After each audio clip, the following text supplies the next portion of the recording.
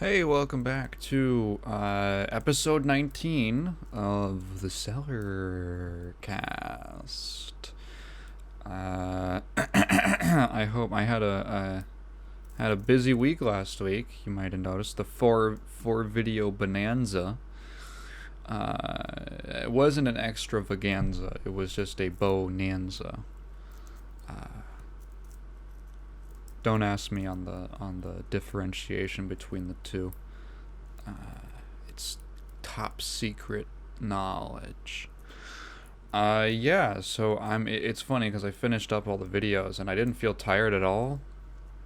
I don't know if that was like because I messed up my sleep or what, but I'm taking a break. So no Cellar episode this week. Gosh, goodness gracious. I just ate, so I'm not. I don't want to burp in every podcast, but it just kind of happens, and I feel like every time I bring it up, it's making, like, it, it's making it like I don't know if it was ever funny, but I feel like every time I bring it up, it makes it less funny than it was at the beginning. I think we're in the negatives, like it's making you smile. It's making you negative laugh. Like regularly, like an unfunny joke just kind of doesn't make you feel anything. But this is embarrassing. Anyway, happy Halloween. I hope everyone had a fine Halloween. I want to open up with some comment review from the last episode. Now this one comes to us from Lozy, as usual. And it opens up with him laughing about the me. But So sometimes when I go like when I burp, I've gotten like kind of what would you say, upset? I don't know. It's good that I burped at the start of the podcast because there were a few times last episode where I burped and I'm just kind of done with the whole process. So when I burp, I just try to force it out as fast as possible. So I go to just force it out of my throat. Anyway, I laughed so hard I had to go to the bathroom. Those noises in my crazy mind crossed me the idea that you merge with yourself from some future or parallel world, or that they transfer thoughts to you and you assimilate them all at once. Haha. I don't know what that means, and I don't know if you do either. Anyway, I like the chemistry between you, talking about me and my .gif file. Kat from who was so gracious as to guest star last episode. Despite the technical problems caused by the light bringer. A light bringer. Yeah, he the light the light bringer struck my house with lightning. He caused the storm. Yeah, it knocked out my power. How did you meet? Favorite games? We just met on Tinder.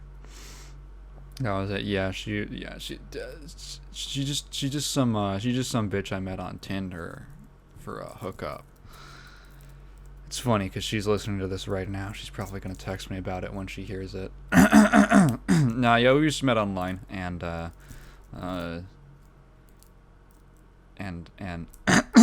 my goodness. So here's the thing: is I just had hot links. I really like hot links. I just had hot links, and I have that kind of spicy thing going on where my throat's a little phlegmy.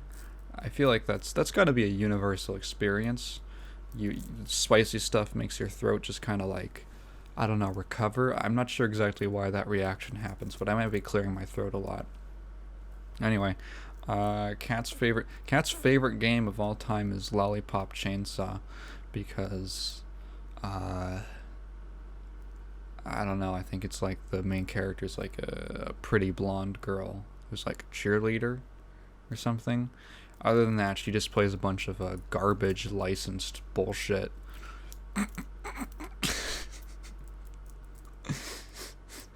Cat just loves trash. She's kind of like a little raccoon. She just sort of like just devours up like garbage.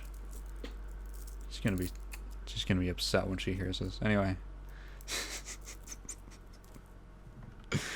Yeah, it's not a terribly interesting backstory. We didn't like meet on a park bench like You've Got Mail, or I don't watch a lot of, I've never really seen that many romantic comedies. I don't know what's like the most, wonder what the least realistic way to meet your partner is. Like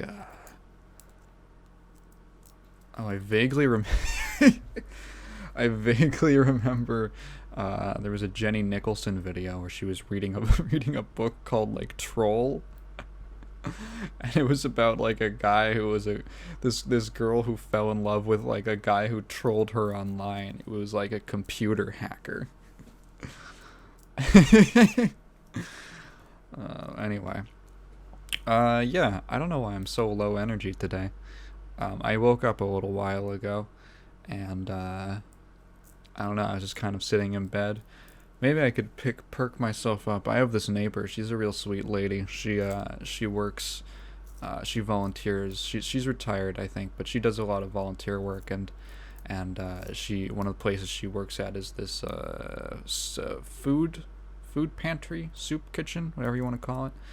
And I've actually volunteered there one time before, and they have a lot of the food that they have. I'm sure this is true of like a lot of places, a lot of establishments like that. They use a lot of their food is donated either from like excess from other companies or stuff like that, just stuff they don't want.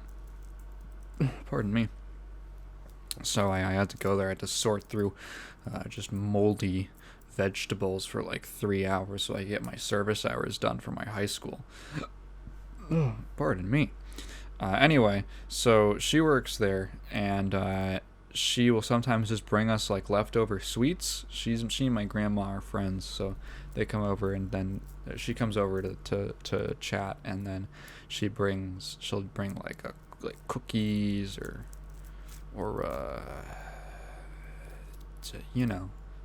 bread, just stuff. She'll bring us stuff, and it's usually on like every Friday. So she brought this gigantic cake. Like this thing is a monster. This is like a great python, and literally like half of one slice was enough for me to be like full. Like this thing was almost like felt like it was a foot tall. It was probably like 6 inches tall. How tall was 6 inches? Maybe a little taller, honestly. So I have this gigantic slab of cake that's just kind of sitting on my desk next to me. I've just kind of been looking at it, but I don't want to eat sweets for the first thing in the morning, right? So I'm like, I have to go to the kitchen to fill myself up with some breakfast. And I go in, and I don't know what the hell my grandparents were doing, but it smells like when I have a yeast infection. I shouldn't have said when I have a yeast. I should have just said a yeast infection so that I incriminate myself less.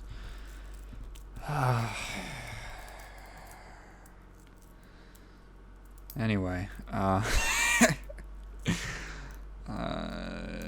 gonna move on. That was the comment review.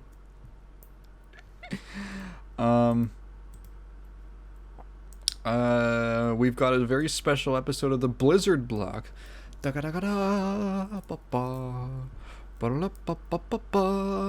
the little flair for the little intro for the Blizzard block. We've got 2 news stories. This one blew me away. This is dire straits we're in right now. When it comes to us from gamesindustry.biz, courtesy of Danielle Parti. Maybe Partis, I don't know. Bobby Kotick asks for minimum salary as Activision addresses toxic culture. Okay, so let's get into this. So Bobby Kotick, what was his previous salary? Too much. He's like one of the most overpaid. I think he's like, I actually checked, he was the 16th most overpaid CEO in America in 2020. So, Activision CEO Bobby Kotick has asked the company's board of directors to reduce his salary and compensation to the lowest possible amount under California law until substantial changes are made to improve the firm's workplace culture. Now, let's get, so the specific number, I don't know what he was at before. I wish that this article included it. But now his current pay is $62,500. He also said that he won't be awarded any compensation or bonuses on top of this basic salary until the board has determined that we have achieved the transformational gender-related goals and other commitments. This is so extreme.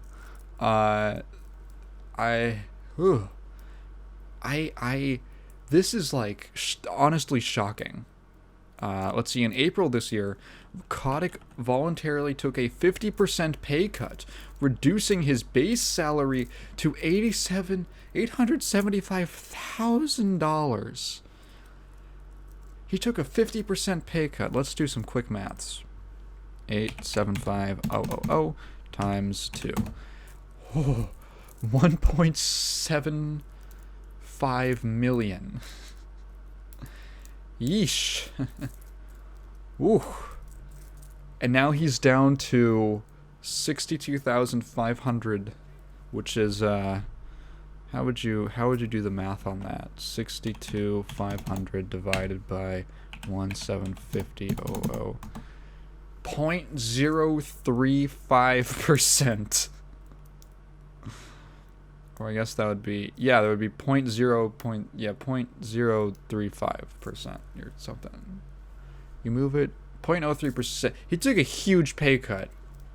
And now here's the thing. Here's why this is shocking. If you don't know anything about Bobby Kotick,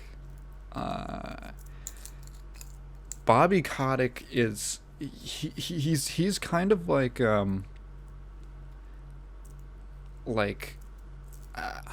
how would you say? Bobby Kotick is to capitalism what Karl Marx is to socialism. He is like the embodiment. He's the poster child. He is the literally, if someone was born and they like absorbed the souls of every capitalist in history into one like terrifying being, it would be Bobby Kotick. There's a phenomenal story from when he was like a teenager, and he threw a party, and he bought this catering service for he hired this catering service for the party, and he invited like his entire high school, and people it was like free admission, but then he let people you had to pay for food. And he had cut a deal with the catering business that he got a percentage. I don't know if it was all of it because he already like paid them, but he at least got money from the concessions, some or all of it. And he literally made back more. He profited off of that. He threw a party, he paid for catering, and he made profit off of his classmates buying food without them even realizing. The man, I'm pretty sure, yeah, oh my god, he fucking, when he was 7 years old, he sold his mother's ashtray for $10. That sounds like a fake story. Hang on, Bobby, no, not BBB, Bobby Kotick ashtray.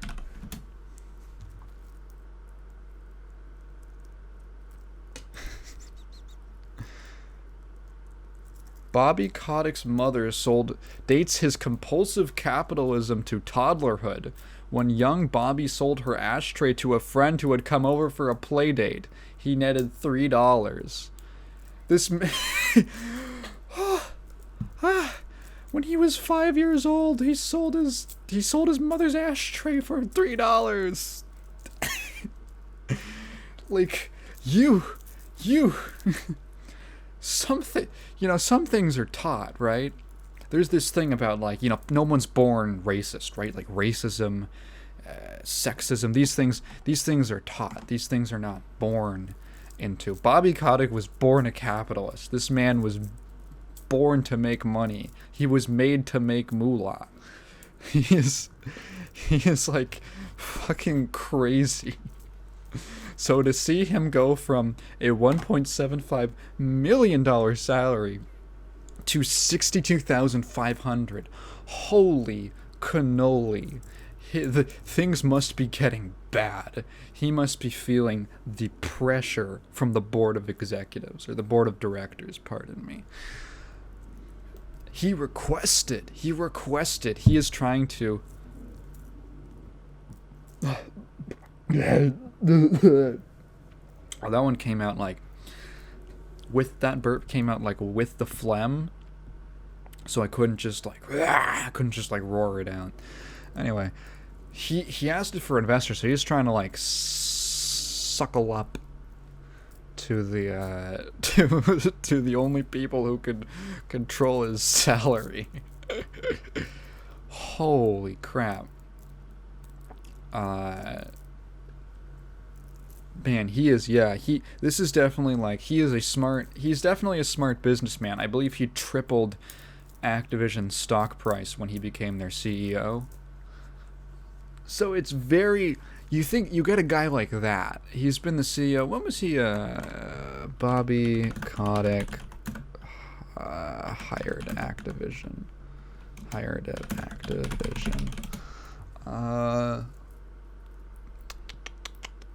Kotick engineered the Activision Blizzard merger, but when was he hired? Early career. Early life. Robert A. Kotick was born in 1963 in the U.S. and grew up in New York. His interest in business began at an early age. In junior high school, Kotick had his own business cards, and in high school he ran a business renting out Manhattan clubs on off nights. He studied art history. What the fuck? He didn't study business? You really don't need to... Man. College degrees don't mean anything. College degrees mean literally nothing. Bobby Kotick has a degree in art history. Are you kidding me? Oh, man. While Kotick was still a student... Oh, my God. I kind of want to just read this now. While Kotick was still a student in 1983 at the University of Michigan, this is all from Wikipedia, he started a technology company called Arctronics with friend Howard Marks in their dorm room. The two developed software for Apple II. I never knew that. During his sophomore year, Kotick met and pitched Steve Wynn to invest in Arctronics. Steve Wynn, American real estate developer and art collector. What the... Wait. His involvement in the American luxury... He from, like, Wynn Hotel... Really? The hotel casino guy? Wynn invested $300,000 in the company. Wow, okay. Blah, blah, blah, blah, blah. Activision Blizzard. In 2006, he started discussing a merger with the games division Vivendi, a French entertainment conglomerate, which included Blizzard Entertainment and Sierra Entertainment. Kotick engineered the... So, where did he... Oh, no. 1991. Wow, he was CEO of Activision in 1991. Yeah, so he... Oh, no. Wait, what? Where's the... I didn't realize that there was a sexual harassment thing. Oh, yeah! I forgot about this. So the sexual harassment thing, this includes the Blizzard thing. Does it? No, it doesn't even. Oh my God. Okay, so Bobby Kotick... Right! So, Bobby Kotick and this other guy who was the head, Andrew Gordon, head of Goldman Sachs Investment Banking Division in Los Angeles, they created a business called Cove Management specifically to manage a private jet that they both owned. And they hired former actress Cynthia Madvig as a flight attendant. Rich people are crazy. In 2006, pilot Phil Berg allegedly began a pattern of sexual harassment towards Madvig. She reported this to Gordon, who ignored her complaints. Shortly after she reported this harassment, Kotick fired her. filed for sexual harassment, wrongful termination, failure to prevent sexual harassment, and retaliation against her for reporting sexual harassment. They all denied. This time they were represented, blah, blah, blah. That's crazy. Cynthia Madvig. Maybe I'm just not a... Oh, was she in... Jurassic Park? Who was she in Jurassic Park? Is she the lady? Jurassic Park as a stand-in. Okay. Okay, so she was like kind of a minor actress. She was on one episode of Star Trek. Well, she's an improv comic. What the heck? So she got she was in Weird Science. Okay. Anyway, so yeah, she got sexually harassed by the fucking pilot, and Bobby Kotick was like, "No, you didn't," and then fired her. Oh, holy cannoli. Kotick is a non-executive director for the Coca-Cola Company and a board member at the Center for Early Education at the Los Angeles the Los Angeles County Museum of Art. What? As a board member for the Tony Hawk Foundation? What the heck?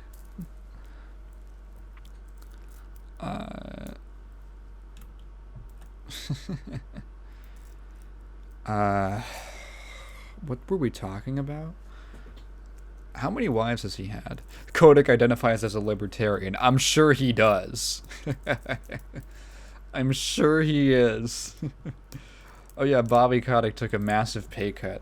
So he's a smart man. He's a clever little guy. And he knows that he can take a hit now. And fuck, like, I understand that, like, you know, rich people, they're supposed to pay more in taxes. Well, here's the problem. The whole problem is, I'm going to get political for a second. The problem is that the problem is not with, well, what the fuck am I talking about? This whole thing about, like, we need to tax rich people more. And the problem is that when you increase the taxes on the rich people, the actual richest people are not paying taxes because they have all these means to subvert it and just get out of paying it. You're just punishing the people who are rich, like well off, but not well off enough that they can actually, like, avoid paying taxes. So really, you're not targeting the people that, like, you're not, like, when you increase taxes on the upper tax bracket, you're not hurting Elon Musk, right? You're not hurting Bobby Kotick. You're hurting, like, I don't know, a very wealthy dentist. Like, yeah, all right, whatever. You can make whatever argument for how much he should be paying, but you're kind of, like, missing the mark. It's about the, like, Bobby Kotick probably doesn't pay taxes, or he probably skirts a lot of that. So he's definitely got, like, I'm sure he's got stuff he's got to pay for, you know, business expenses and all that. Unless maybe he's just like that plane and he just makes companies so he can write off all his shit, you know. I'm sure he's got a bunch of money saved up, is what I'm trying to say. Taking a pay cut to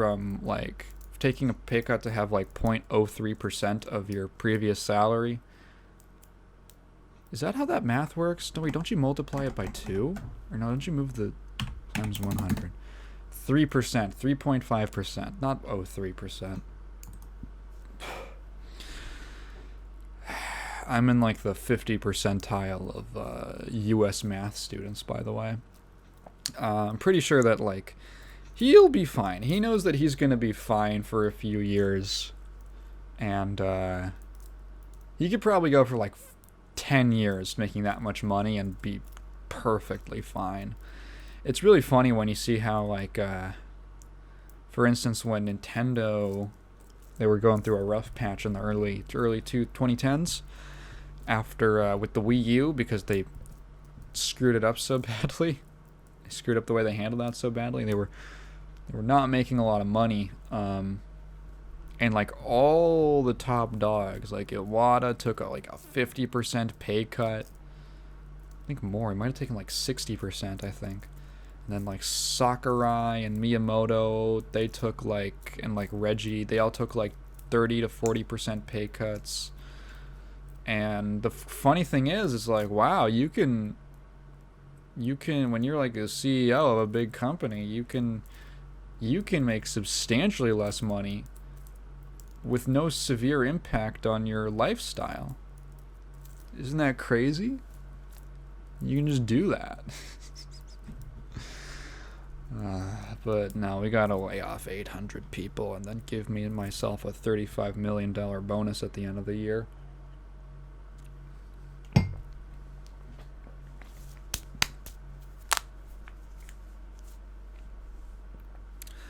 The EEOC's review. Oh, this was the one they settled in. I thought this wasn't going to amount to anything. The EEOC's review was a catalyst to sharpen. This was the third of 4 lawsuits, by the way. Was a catalyst to sharpen Activision's focus on the ways it can become a company others emulate as a model for workplace excellence and one with an unwavering commitment to its values. It also committed to increasing the percentage of women and non-binary people working at the company by 50%. Oh, I'm sure that's going to fix the problem. As well as investing $250 million into accelerating opportunities for diverse talent over the next 5 years. Yeah, okay, so he's just doing the PR thing. I think I mentioned it before, but there's been a couple of studies on this. Don't ask me to cite them, because I can't off the top of my head. But increasing diversity in the workplace, on other things like sensitivity training and all that, has literally like zero impact on how much harassment actually occurs in the workplace, how much sexism occurs in the workplace. No impact at all, actually. Or if it is, it's incredibly negligible, because the people who are the types of people who will do that will not care if you sit them in front of a PSA about why you shouldn't grope women. Like, if you're at the point where you're doing that, you're way too far gone. Like, you're trying to treat them like children and be like, hey, don't do that. Like, that's something you should tell, like, your child, right? Like, that's something my dad told me. Like, well, you didn't even have to tell me. That's the thing. It's like, you know, my father never had to tell me to not, like, grope women. You just kind of, like, know. He just kind of taught me to be, like, respectful to people, and you just kind of know, you know? If you were at the point where you even have to tell a child that you shouldn't grope other kids, I don't know, man. Like, you're not even gonna get. Are you even gonna get through? You're not gonna get through to an adult. Is all I'm saying. And increased diversity matters nothing because it doesn't do anything. Like, what the increased oh great, it's more women to grope. It's just more surface area for the cube crawl, right? Like, it's it doesn't do anything. And also, I mean, if you look at the fucking who was that lady?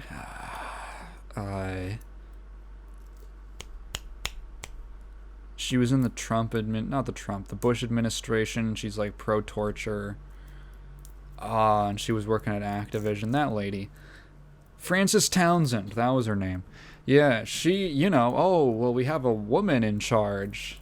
And then she turns around and says, hey, there's no harassment going on here. Like, she doesn't give a fuck. She doesn't feel any, like, kinship to someone else because they're both women. Doesn't matter to her. She's a fucking Guantanamo Bay regular.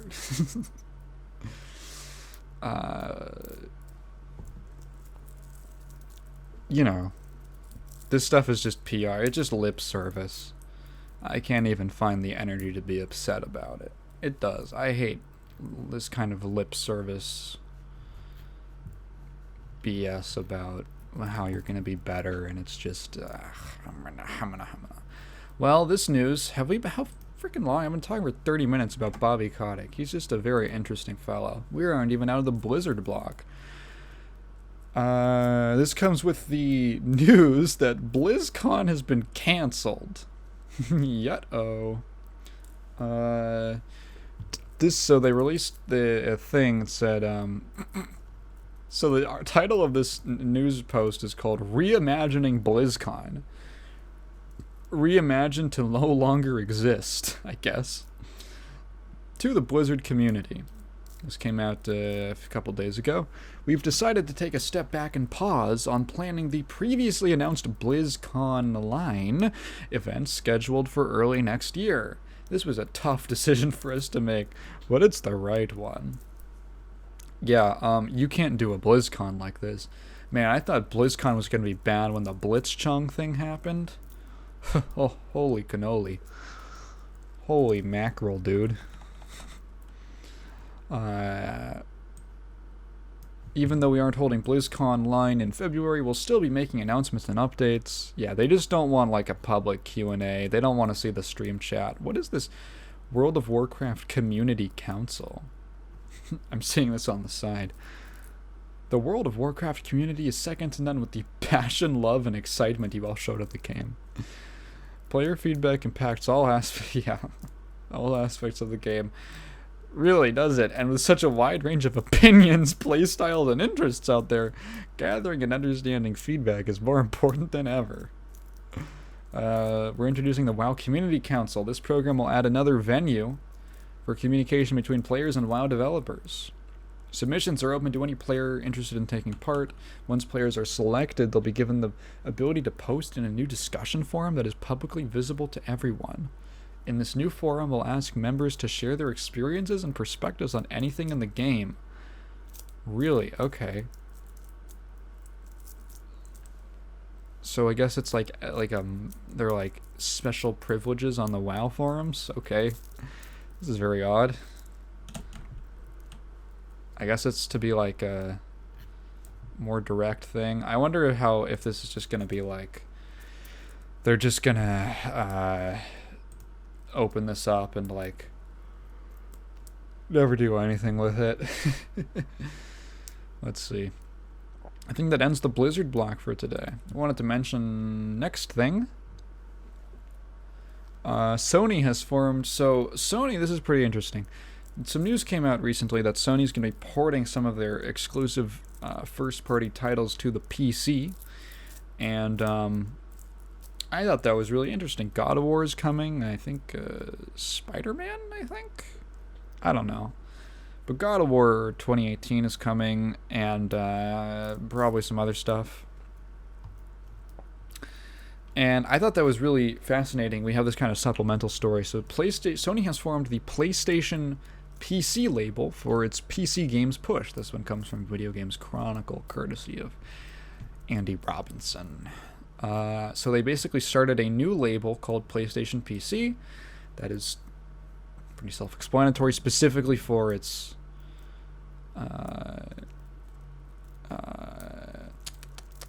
PC releases. So Steam users noticed that the platform holders' PC releases had their publishers switched to PlayStation PC LLC from the previous PlayStation Mobile label. I guess that was like just a placeholder of that. PlayStation Mobile. I wonder what that's for. Do they have an app or something? I have no idea. According to the corporation wiki listing, Sony Interactive Entertainment registered the PlayStation PC name in April this year.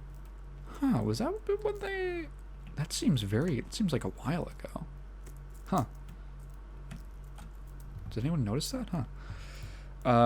Uncharted 4, Uncharted Lost Legacy make the jump to PC in 2022, shortly after God of War. Okay. Oh, wait. Shortly after they arrived for PS5, and God of War was announced as an upcoming PC port this month. Sackboy Big Adventure might be coming to PC.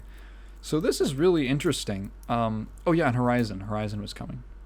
I find this really fascinating because, well, there's a quote right here. To give a little more background. I was going to say why it was interesting, of like why they're moving to PC. Well, asked why SIE is now embracing PC, whereas before it was hesitant to bring its games to the platform, Jim Ryan said, I think a few things changed. We find ourselves now in early 2021 with our development studios and the games that they make in better shape than they've ever been before. Particularly from the latter half of the PS4 cycle, our studios made some wonderful, great games. There's an opportunity to expose those great games to a wider audience and recognize the economics of game development, which are not always straightforward. The cost of making games goes up with each cycle as the caliber of the IP has improved. Also, our ease of making it available to non-console gamers has grown, so it's a fairly straightforward decision for us to make. They recently acquired Nixes, which is best known for making the PC versions of a couple Square Enix properties. So yeah, this is, I think, actually kind of a positive thing. I'm actually very, very, glad. I'm happy for this. This is actually some kind of nice corporate news. It's rare that you get a story in games that is both corporate and positive. But, Sony has recognized, and I think this is important, Sony has recognized that Kat just sent me a text that said, "I love you." I wonder what she's gonna say when she hears this episode.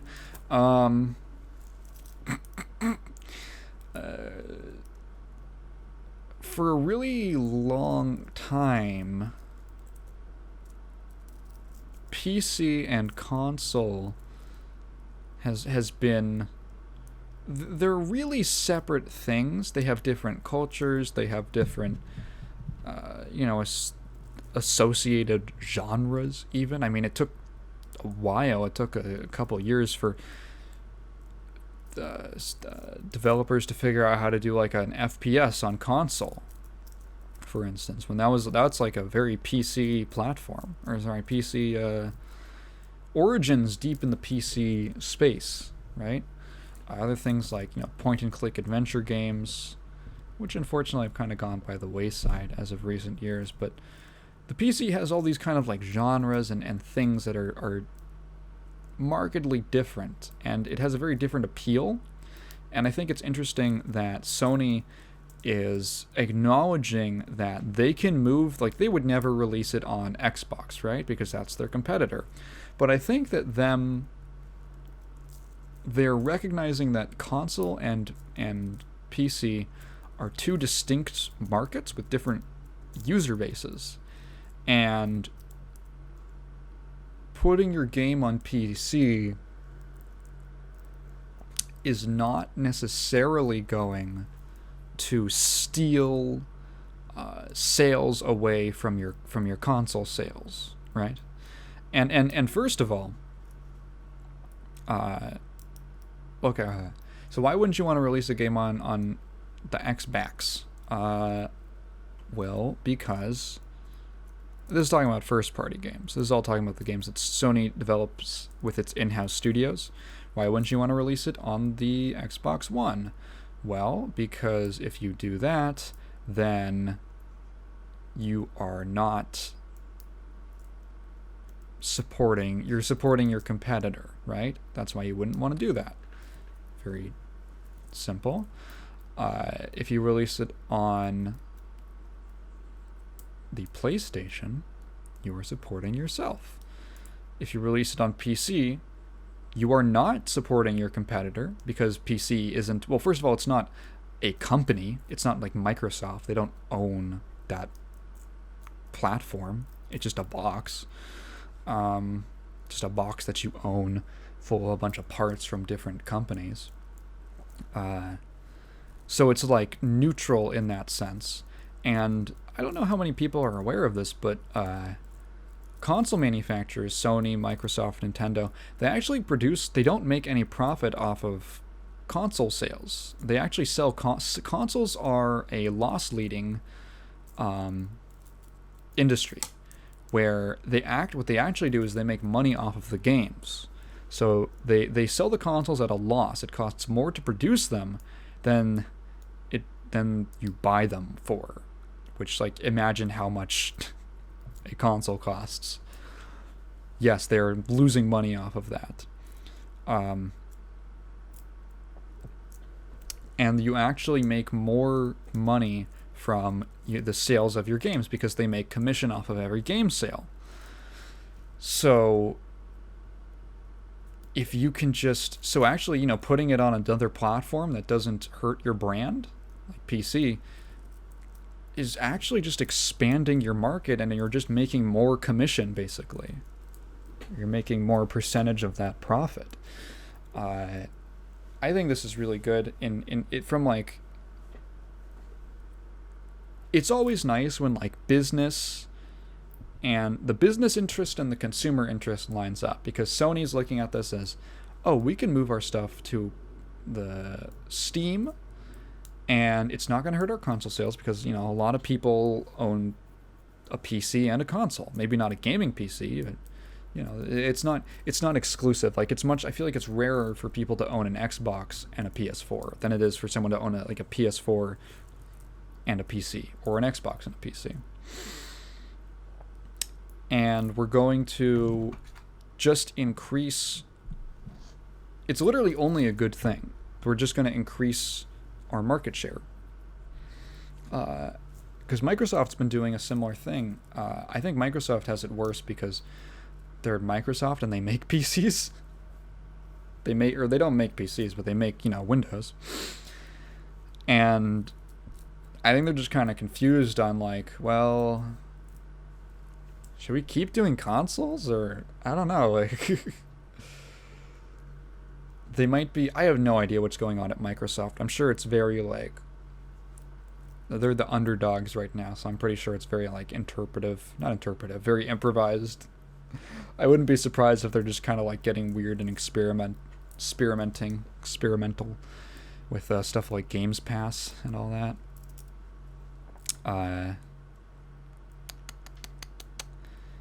Yeah, this is good. I don't know what else to say other than it makes me happy. And it's gonna be, I am personally not interested.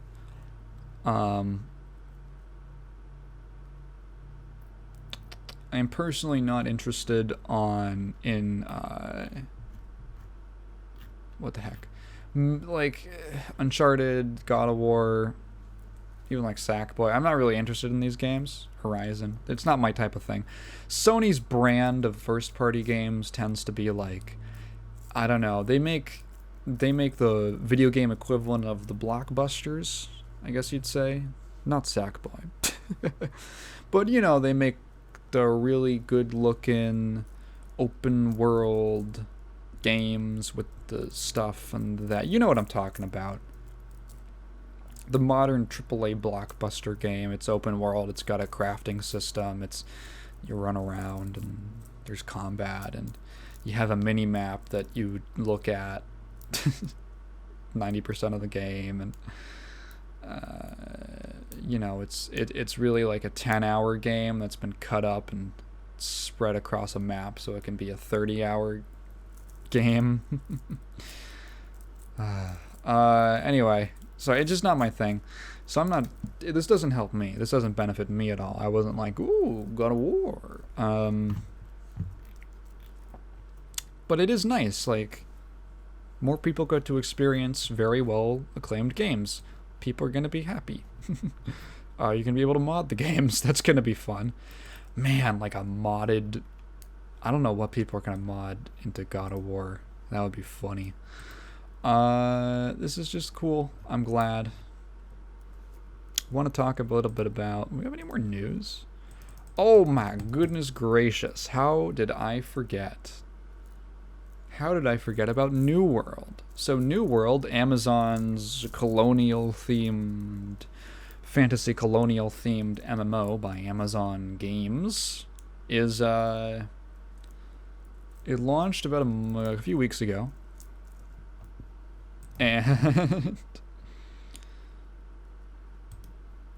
it is I can't describe how fucked up that game is. So here's the thing. It's normal for a game to launch with bugs, right? It's normal for games to launch with bugs. You shouldn't accept that. You should always want the bugs to be fixed. You should point it out. You should complain about getting a product with problems in it. You should complain, but it's normal, right? Expected. New World seems to have some very peculiar bugs. A lot of them. Like hundreds of bugs. Like hundreds of bugs. And this roots back to the fact that... So I heard this. There's a YouTuber, his name is Josh Strife Hayes. He does a lot of... his channel centered around MMOs and such. He's really cool. He does a lot of videos about just trying out a bunch of different MMOs and stuff. Very funny, very entertaining guy. And he's been doing some New World videos recently. He's been put out like 4 in 2 days just talking about the bugs. And he said New World is client-side authoritative. And I went, hang on. Now, I'm no programmer, right? I've tried programming. I kind of bounced off of it. But I do know some terminology, right? And when I heard client-side authoritative, I thought, that doesn't mean what I think it means, right? That's not what I think it means. And then I found out what it meant, and I was like, it's exactly what I thought it means. It's exactly what I think it means. That is insane. I can't believe. So let me explain. New World is what is called... There's been a forum post in response to this from the devs. It is not entirely... The game is not entirely client-side authoritative. It is partially client-side and partially server-side. Let me explain what this means. So when you are playing a game like New World and you are connected to a server, you are constantly making requests to the server. You're moving, like, you hit W on your keyboard to move forward, and the server, you basically send, like, I am holding W for this many frames, and you send that, in most games, you send that to the server, and the server says, okay, you the client, communicate with the server, and the server does some calculations and says, okay, you're holding the W key down for 20 frames. You are going to move forward in that direction. It does the calculations how far you should be moving forward based off of how long you are holding the W key, right? This happens for literally everything you do. You attack an enemy, you send a thing, oh, my hitbox connected. The server says, okay, I'm going to do some calculations. It did this much. And it sends it back to your computer, and you see the damage numbers pop up. You see the health go down. You see the animation. You hear the sound effect. All this stuff happens. That is called server-side authoritative, because the server verifies what you've done, and it does the calculations, then it sends the results back to you. You are just seeing what the server says is happening. The server controls reality, so to speak. You make requests and the server controls reality. Client-side authoritative means that your computer is doing the calculations. You are hitting forward and you send the thing to the server, and then the server sends it back to you, and your computer says, it does all the calculations to see how many you're holding for 20 frames. I'm going to move you forward this much. This is a cataclysmic oversight. I was reading, again, I am not a software engineer, but I was reading lots and lots of comments from people who were software engineers, who were web developers, who, are into this stuff, who do this stuff. And they are all smacking their foreheads with not even understanding how it got to the point where that was released. How you got to the point where you started doing that. This is like something that you get taught in like your first year. How you started doing this. Someone came over, They said, yeah, that looks good. And then it got all the way. They've been developing this game for years. And it came all this way. And then it made it to launch.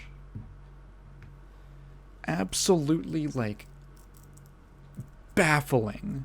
And again, not everything. So if I look up a New World client-side authority, I might be able to find the post. So this one comes from PC Gamer. New World is not client authoritative. Okay, let's find the post. There was a recent bug in New World that drove some speculation over how our simulation works. The bug was addressed quickly, but both the speculation and the bug deserve some clarity. New World is not client authoritative. From a simulation standpoint, New World is entirely server-based. At a high level, the model is this. Clients dispatch controller inputs to the server, so you send an input to the server. And the server then checks that input for limits that might invalidate it.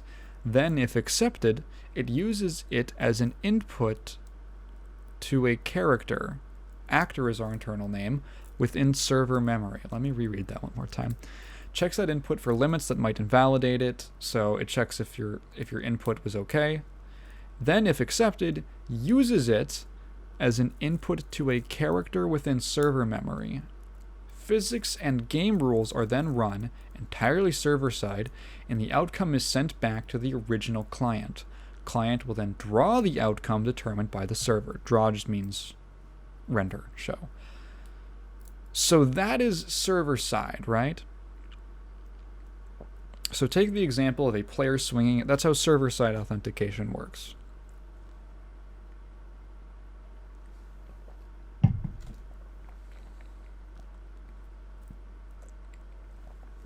Take the example of a player swinging an axe to chop a tree. To the player, they hit a button and the axe swings, which might seem very client-based. What actually happens is more complex.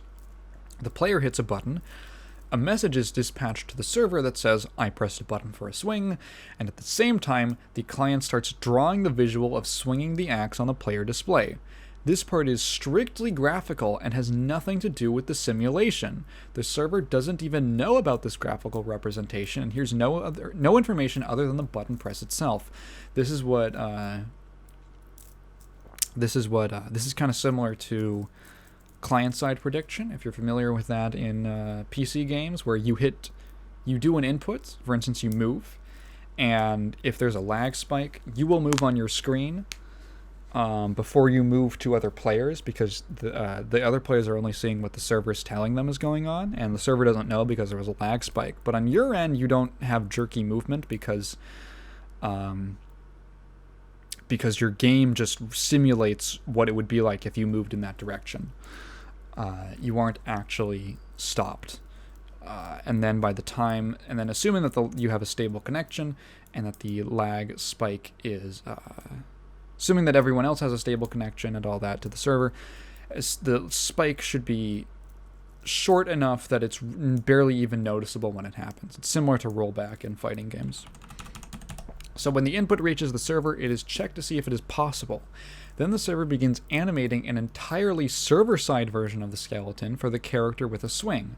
This is not an approximation or a bounding volume version of the skeleton. It's actually fully detailed, being fully animated, so we can have precision that if the axe just barely grazes the tree, that is consistent between server and what client perceives as possible. If the result of this entirely server-based animation is the axe intersects a tree, then that result is sent back, and that client to the client, that result is then sent back to the client, or a miss is sent back. It's important to note that only after the server has performed the animation, and that results in the axe intersecting a tree, is this considered a success. We don't shortcut or roughly compute this, we do full physics detail for all such actions. Upon receiving the outcome either hit or miss, the client will adjust its visual display to match what the server has determined. There are some client tricks we use here to stretch the animation while the client is waiting for the server answer, but the outcome is always based only on the server answer. This same pattern applies in combat and other physics simulation interactions. So basically what they're saying is You do an input, and on your side, the game shows you what it should look like, right? It shows you the animation, but it doesn't mean it's actually happening. It's just what you're seeing. And then as soon as that you do the input, at the same time, basically, the server is simulating what should happen on its own end. And if it says, oh yeah, in our, you know, the animation for you can take 3 seconds, the server can do it in a millisecond. So they say, okay, in our simulation, the swing went through. So on your end, yep, you got a swing. That is how you see what happened, and that's how the game world is literally affected. So the tree is actually cut down. Other players will see the tree getting cut down. Other players will see the health bar go down on the enemy. Because the server does the calculation in a instant, sends it back, says yes. And both things match up. So there was a bug. So there was a bug. Let me explain one of the funniest bugs.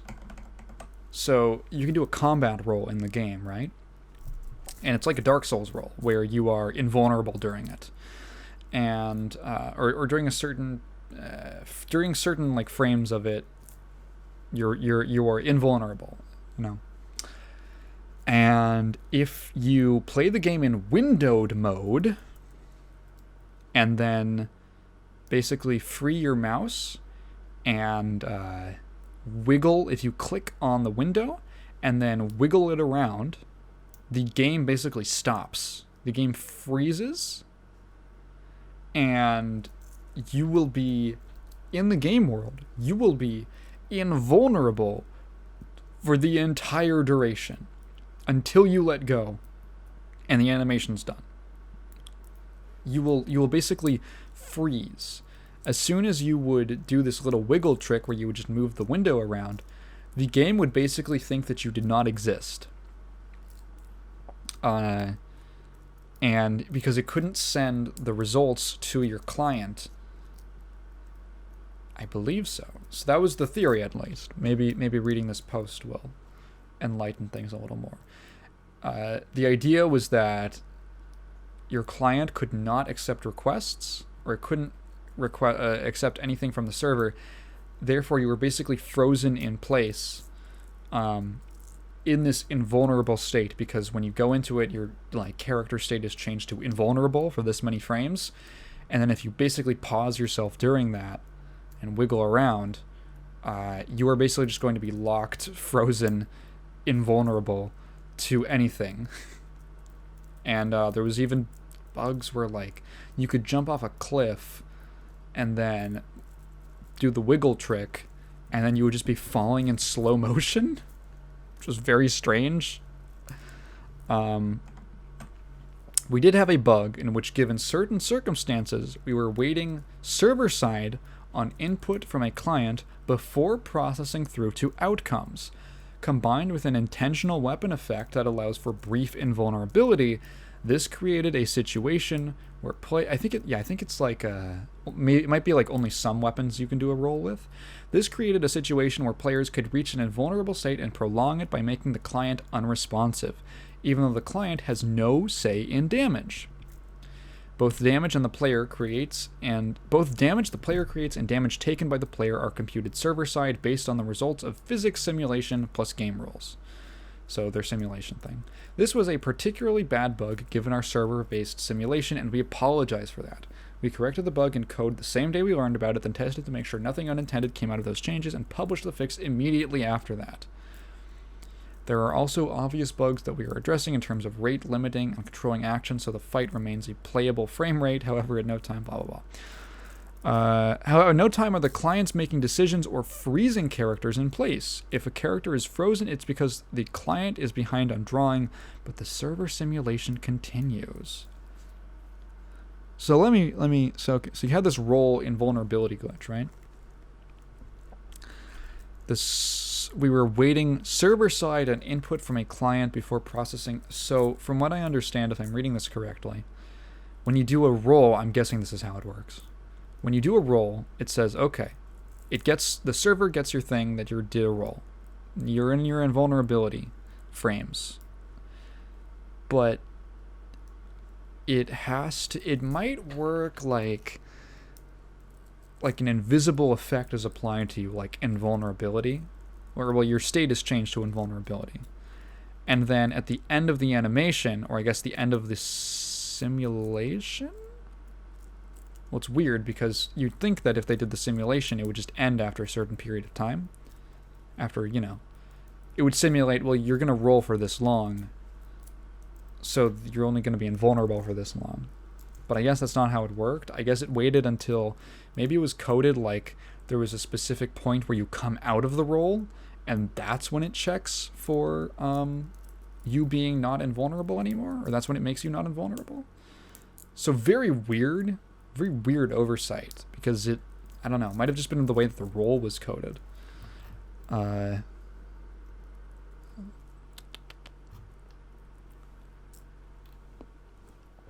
So, are there any comments on this? It doesn't look like it. Replies. I don't see any replies to this. Huh, okay. Yeah, the game is just like, oh my fucking god. I reloaded it. I reloaded the page and there's a new thing. Hi all. This is at the top of the page. This is like an alert. We are aware of possible gold duplication exploit that has been circling, and we are temporarily disabling all forms of wealth transfer between players. Sending currency, guild treasury, blah, blah, blah. Player-to-player trading. Any player that has engaged in the use of this exploit will be actioned against. What the fuck? I literally reloaded the page. I clicked on something, it took me to like oh, you gotta sign in for that. And then I went back, and there was a new notification at the top saying there's a gold duplication glitch. So there was another bug where you would, what was it? Right, so they fixed the thing with the roll, but then there was a new bug suddenly, like in the same hotfix that was introduced. There's a new bug introduced where if you had an item for sale on the auction house, so the way that trading works in MMOs is when someone accepts the trade and they get the item, or when the trade is accepted and someone gets an item, it isn't, they don't get like that literal item, they don't get that actual thing. What happens is that the player trading it, it gets deleted from their inventory, and then an exact copy is placed into the receiving player's inventory.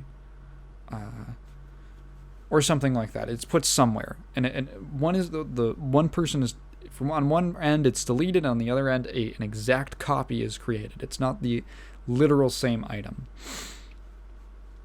But I guess there was this bug where if you were logged out when someone accepted a trade, if you were trading something, say you're trading, one item, you're trading a knife for an axe, you want an axe, and someone accepts your offer and they get your knife.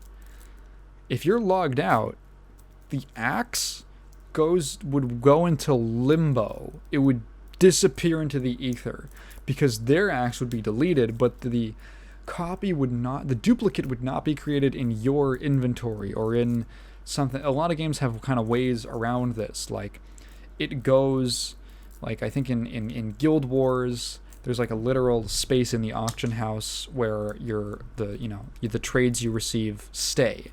In WoW, you have a mailbox where items that you trade, items you get from trades go. In FF14, you have these like servants you can get called retainers, and they do other stuff, but one of the things they do is they hold the items that you gain from trades. There's like ways around this, and in New World it just went into a black hole.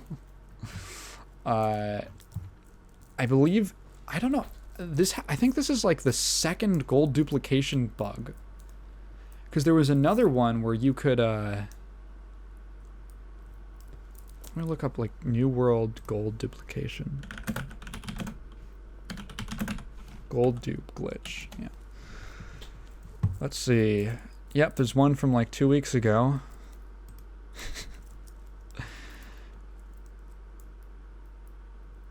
It appears... Wait, what the heck? So there's an update on this. This is from WEPC. Update. Appears there is yet another New World Gold dupe glitch. Yeah, this is the second one. Okay, so what was the first one?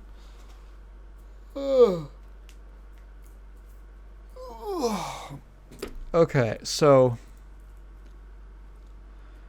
Right, so they had a character transfer feature. So you could go from one server to... So they had this dumb thing where your starting position in the game was like randomized or something. And you couldn't change servers at the start, and it was like... Ugh. So they let players transfer characters from one server to another. Which is like, you know, you and your friend get a new game. Oh, god damn it, we started on different servers. Fuck. I guess we can't play together. Oops. Or you gotta make a new character on a different one. Some players are experiencing... Okay. While the character transfer is working well, it appears that there are some unintended mishaps with the features. Some players are experiencing rollback on their characters, causing them to lose the progress they make since transferring servers. That sucks. Because of this, there is a New World Gold exploit running wild. Okay, so the New World Gold exploit is entirely caused by the transfer server feature. When you change server, some players are experiencing a New World error code called character persist failure. If you get this error code, it means that your character cannot progress and consistently gets rolled back to the point they joined their new home or their new server. If a player gets this error, their character will automatically revert to the time they joined the server whenever they log off. What this means is any character progression is immediately... Oh, so whenever you log off, you would immediately get reverted to the point where you... all your progress would get deleted. That... Ooh. Oh, man. Ooh, boy. That's terrible. That's like an A-class bug. I think that's like literally what it would be in QA testing. What this means is that any character progression is immediately negated, making it unplayable for those affected. However, you can still play. So... Players are using this to send money to their friends on the same server as them, logging off and logging back in to find they have their money back, hyper-inflating the economy. Holy crap. Oh my goodness. Let's see, new one. The new world gold dupe glitch. Amazon Games updated a post detecting all their known issues in the game as of 1.0.4. While it is not really public knowledge what is causing the gold dupe glitch, it's certainly related to duplicating gold through something that occurred in the patch notes. Remember to not replicate this bug. Okay. I'm really curious what the new critical exploit. Really curious what it was. This might be... Okay, the thing is that this game is so on fire that by the time that I finish, like, rendering and uploading this video, there are things that I'm talking about that are true now that might be not true. Bugs are going to be fixed, or there's going to be new bugs. It is crazy. I don't know if I've seen a game as buggy as this since, like, Cyberpunk. That is not a good... It's not a good look. Yeesh, you know? I've had this thing. I thought Amazon Game Studios was like I thought they were goofy for a while. I made a video about it and how much of a disaster their internals were. I don't want them to fail. I know there's probably good people working there who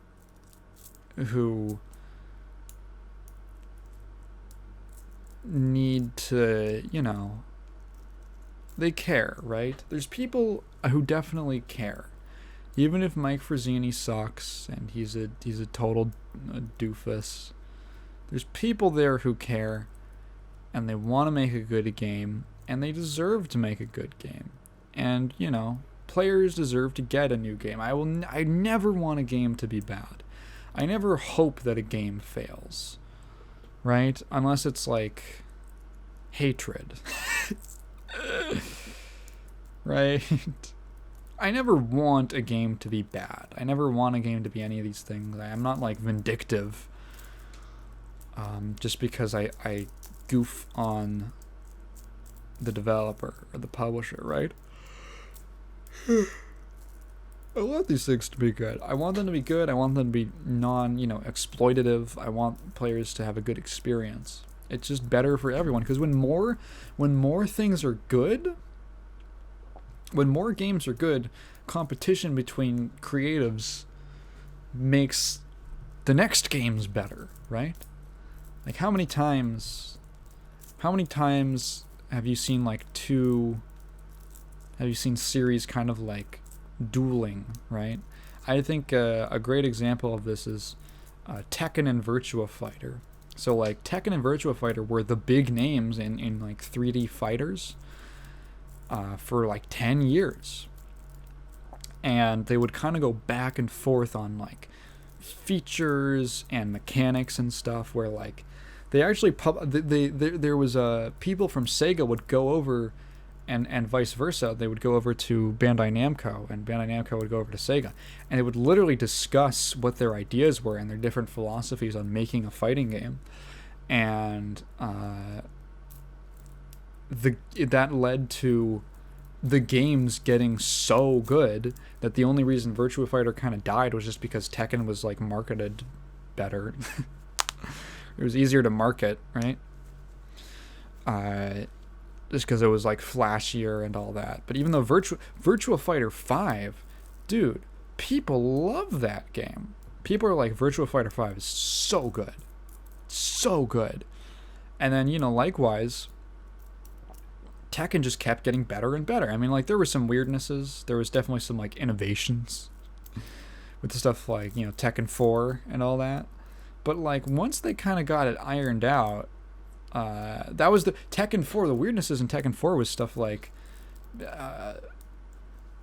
it was for reasons that were more, because they were experimenting, because they introduced stuff like terrain and like different like heights on in stages and walls and like all this stuff, and it just so happened that they messed up, and it led to stuff like infinites and like weird stuff. And then when they got to 5, they improved that. They took out like different heights on stages. They were like, okay, that was a bad idea. They introduced like wall breaks and like stage transitions, and all this stuff. And that was part because they were competing with Virtua Fighter. They had to make the game better. They had to, these things that were not well received or were very like divisive, they were like, okay, we have to change it because there's a threat. And then unfortunately, when Virtua Fighter kind of like fell off, a lot of Tekken players will tell you that Tekken's basically been the same game since Tekken 5. There's some changes here and there, but for the most part, Tekken's been basically the same game since 5. Just, new engine, new characters, new stage, all the regular new stuff that you would expect. But in terms of gameplay, it's like not a lot of major innovations. And the game, it's not bad, right? It's stagnant. I've heard discussions. I'm not a Tekken player, but I've heard discussions from Tekken players who want the game to mix things up again, who want more innovations and different weird stuff to be done. They've like done more than enough with the Tekken 5 formula, and then everything else is kind of like, I don't know, it's like Pokemon, where Pokemon, every game, that's another thing, is Pokemon has no competitor, right? So it's like there's no real competitor, right? Like Pokemon isn't really competing with Final Fantasy or basically anything from Square Enix. It's a different market. It doesn't even have to worry about it. So they can just kind of like do the same game every time and just be like, hey, here's like a one-off gimmick feature in this game. It's going to be gone in the next one. Tekken 7, it's like, oh, we added, hang on. I think were Rage drives in Tekken 6, I think. And then Rage Arts were in 7? That or the other way, or something like that. Like, hey, here's this kind of mechanic that isn't like super game changing. It's just like a new thing. they'll probably carry it forward. They'll probably carry it forward in like Tekken 8. I'm really curious as to what Tekken 8's gonna look like. What the fuck am I talking about? Competition. I don't want games to be bad, right? I wish that Virtua Fighter 5, when it got that remake a few months ago, didn't have a fucking baffling server infrastructure as opposed to just having rollback. You know, I wish that game was successful. One, so that, you know, people could enjoy it, and two, so that, you know, Tekken would have some competition to shake things up. Yeah, but New World has been incredibly entertaining. I'm kind of in a spot where I'm not going to play it, so I can just kind of sit back and whoa. I can just kind of sit back and enjoy the show while the game just like the sad thing is that this might actually like kill the game, because when you're it's like, man, these bugs, it's like a hydra. Like, you cut off one head and two more grow back. It's like, I don't get why you'd only cut a hydra's head. Like, at some point, when after like the first two heads you cut off, that like now there's four more, wouldn't you just like stab it in the heart or something? Like, why are you just trying to cut off the head? Anyway, maybe that's a very apt explanation, because, or a very apt anecdote or comparison.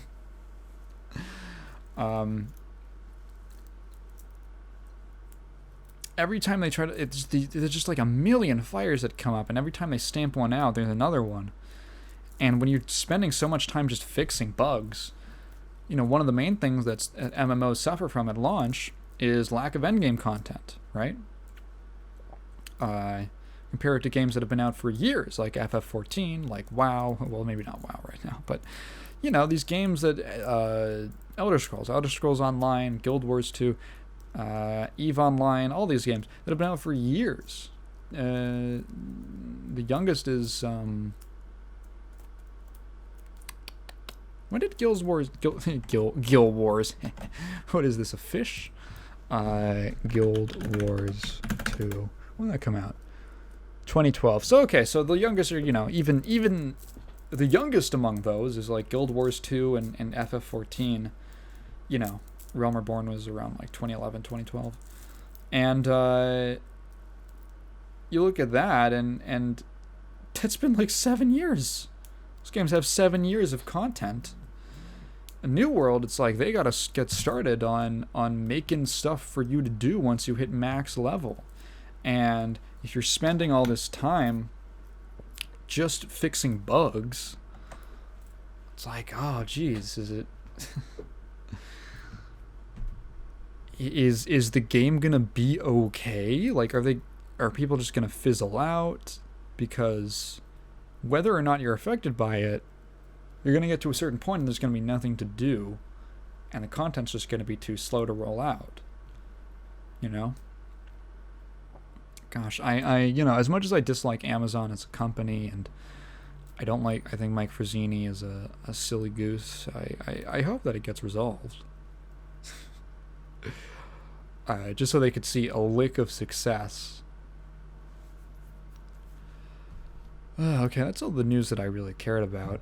I want to talk about a couple games. I mentioned on the podcast a few episodes ago a prequel spin-off to Dusk from 2018. It's called Dusk 82. So Dusk, the original, one of my favorite games.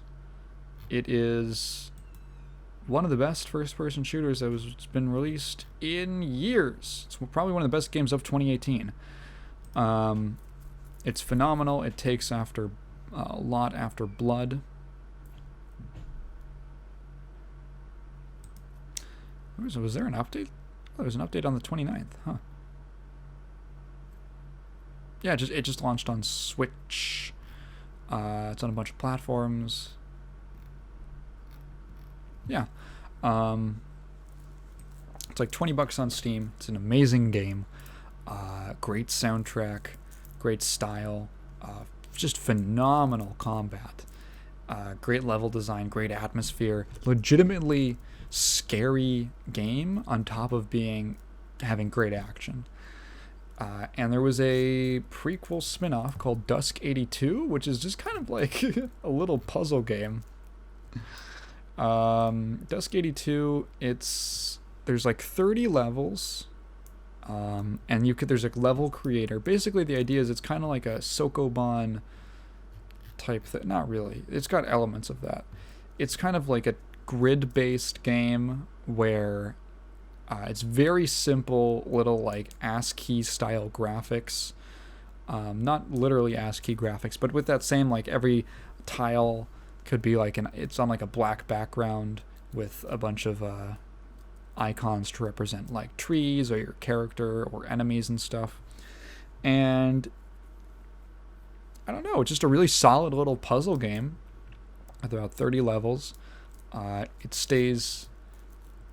I kind of wish it was a little longer, actually, because I was really enjoying the mechanics of that it was introducing, with stuff like you can carry like one item at a time, right? And that item could be like, there's like 3 different weapons. There's like the shotgun, which is just a pellet that you fire that can break stuff like trees, and it can kill certain enemies. There's the what's it called in Dusk? It's not the rocket launcher, but it's like the explosive weapon, the rivets, the rivet gun. And you can like destroy certain blocks with it. There's some enemies that can only be killed with the rivets. And then there's like the crossbow, which is, it shoots through everything. It just passes through everything. And so you have those weapons. You have keys.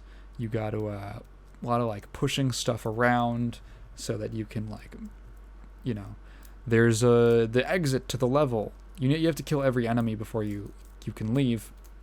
And then it'll be like the exit to the level is behind like 3 layers of rock, and that can only be destroyed with like an explosive barrel. And you have to find a way to like push the barrels through past the conveyor, along these conveyor belts in the right order, so that you don't get stuck, or the barrels don't get stuck.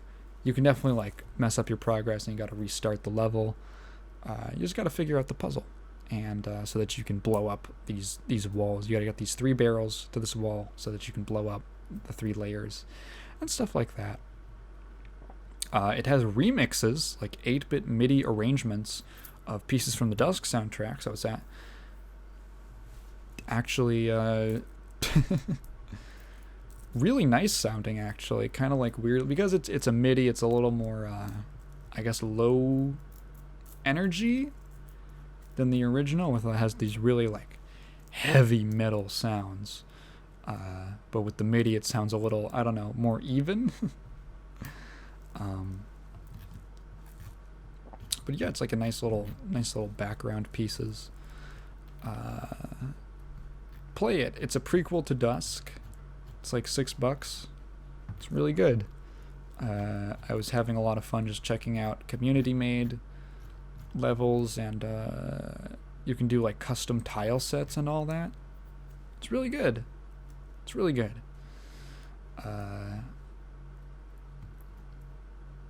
What else do I want to talk about? Oh, Ash's Afterglow.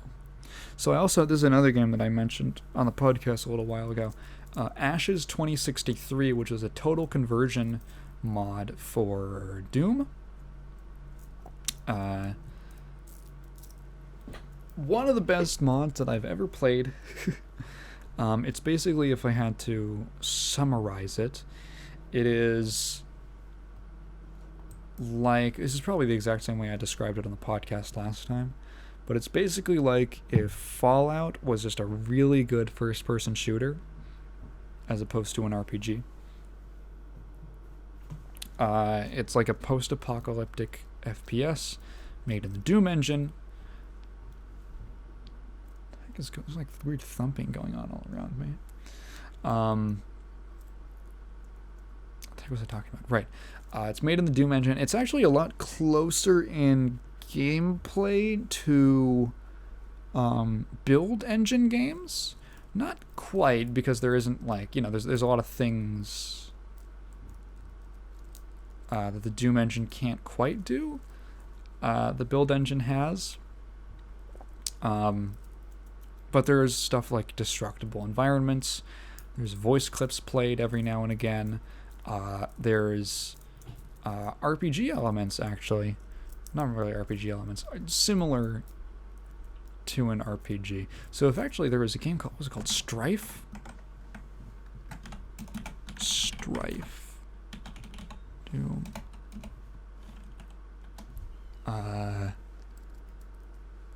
Yeah, Strife from 1996, which was a first-person RPG that was made in the Doom engine, which has stuff like, you know, NPCs you can talk to and item shops and stuff like that.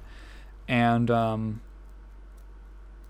Ashes has the same kind of system where there's like absolutely massive levels with like hubs, and the original, the first Ashes was kind of like a series of levels, and there was a couple hubs that you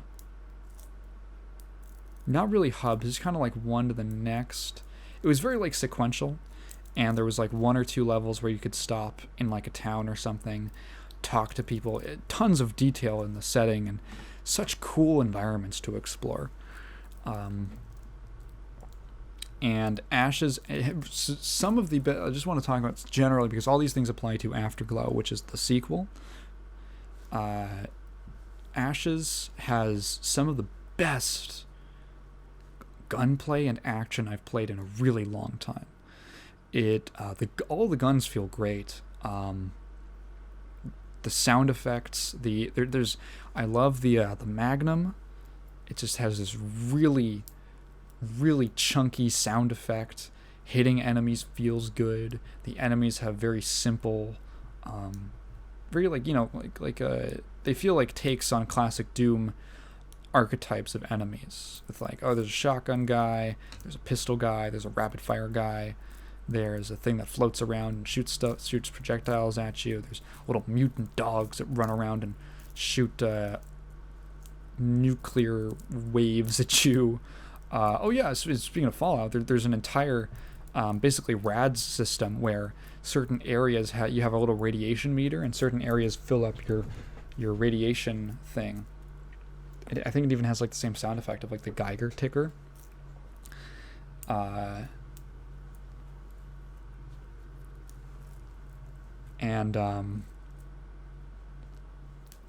There's so much to go over. The guns feel great. The sound design is great. The music is really good. It's very like original, kind of like, I don't know how I would describe it. I guess I would call it like it feels like it would be in a post-apocalypse, you know, like kind of twangy, a little like electronic element to it. What else?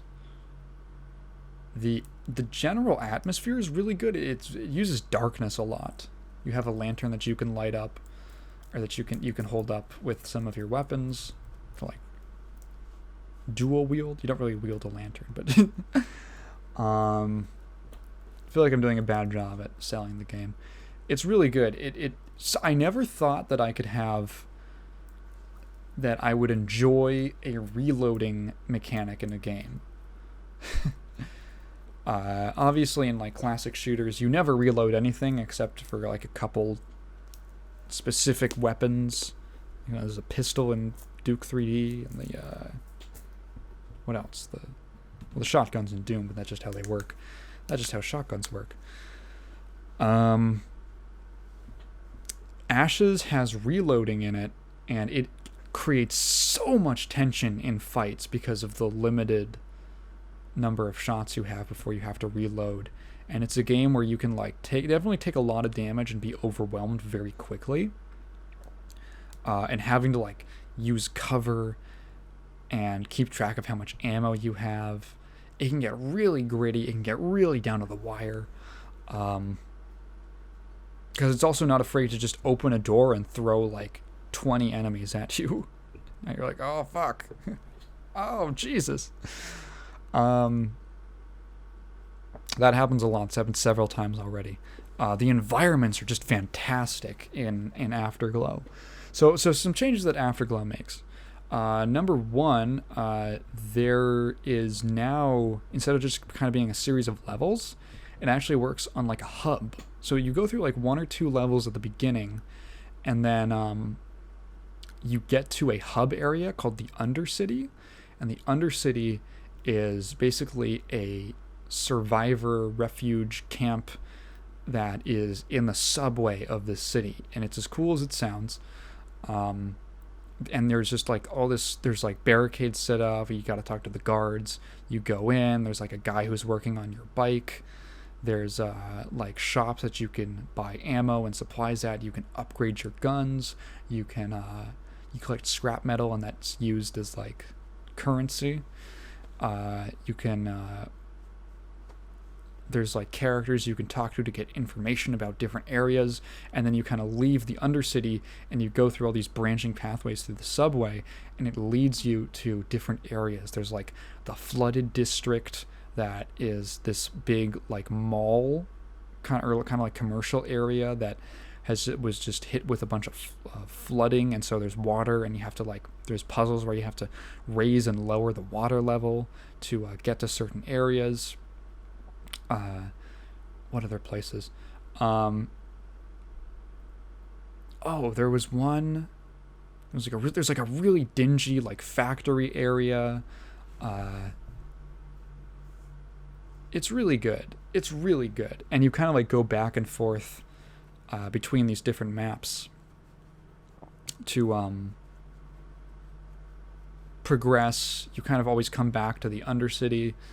It's so cool. There's like side quests you can take. You have like a journal that keep track of like the different quests and objectives you have. You have a map with it too, and there's like secrets everywhere. It's like so good, and it's such a good concept. I don't know how to describe it. It feels like someone had a great idea and they did it. It's kind of like I'm generally not too interested in like post-apocalyptic games or games with that setting, but this capitalizes on it. It uses that setting so well that it's like, wow, this is super cool. It's like so dingy and scrappy, and there's so much flavor to all the environments. One of the coolest things I think about, one of the reasons it reminds me a lot more of like a build engine game, is that in the build engine, I might have mentioned this before, but one of the things that was great about build engine games is that they could take, the engine was flexible enough that they could make environments that resembled real world places, but like just kind of morphed enough to be these like backdrops for a first person shooter. So this game really captures, or this, this mod, it's a game basically, really captures that kind of appeal of like, you're in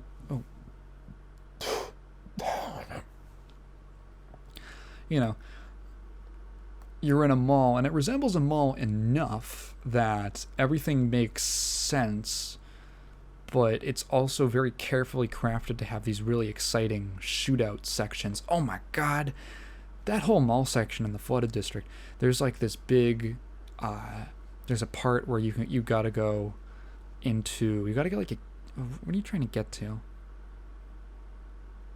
I forget. You're trying to get through this mall, and you need to go into, there's a laser tag area, and there's a lot of like kind of backtracking. It's not really, it's kind of backtracking, you'd call it, but it's kind of almost Metroid-y in the way that you pass by something that's inaccessible and then you come back later with the means to access it, if that makes sense.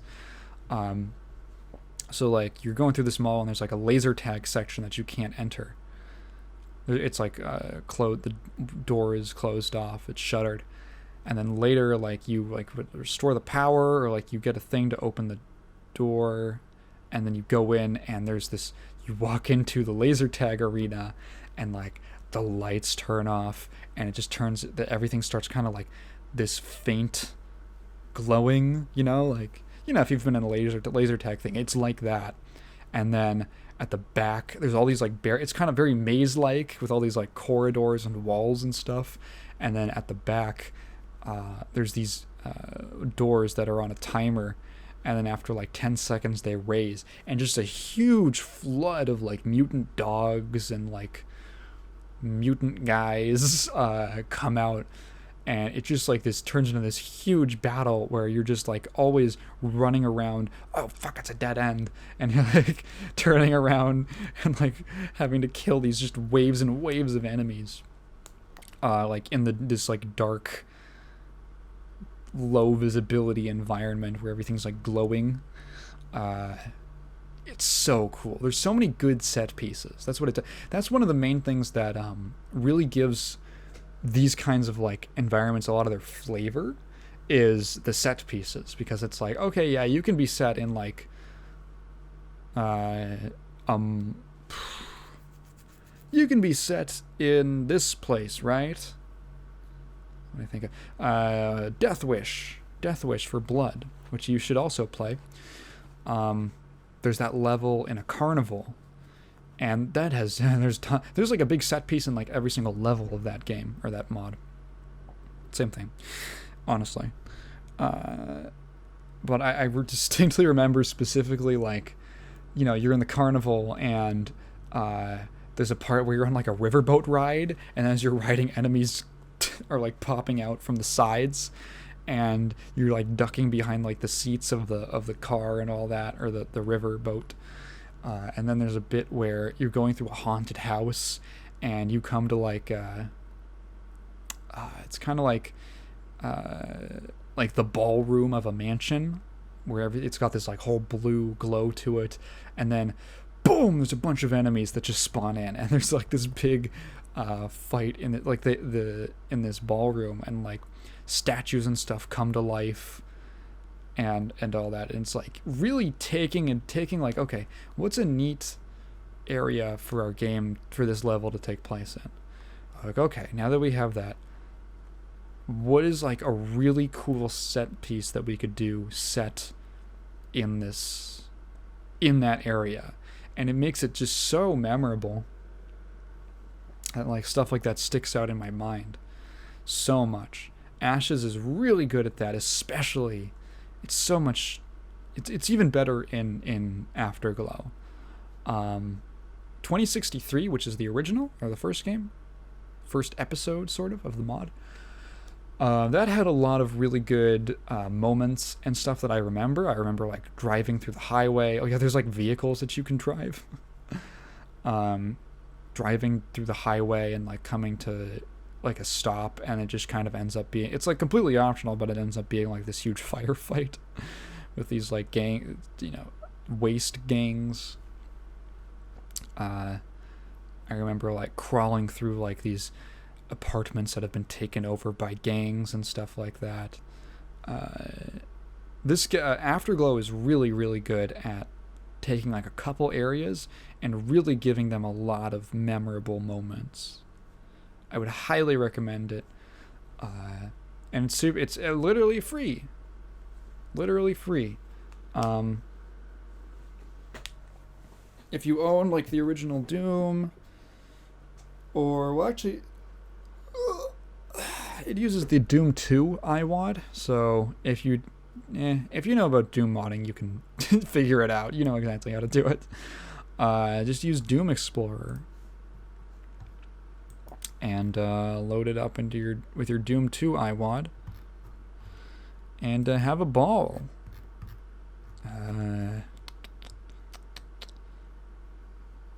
Yeah, this was I don't have anything to talk about left. Let's see what we talked about. We talked about, some interesting news. Blizzard, Bobby, BlizzCon, New World, Sony, and then a couple games, right? I don't think there's anything else that I wanted to mention. I felt like mentioning. I hope everyone had a good Halloween. I just kind of stayed in. I had plans, and then I overslept, and then it never happened. Okay. Yeah.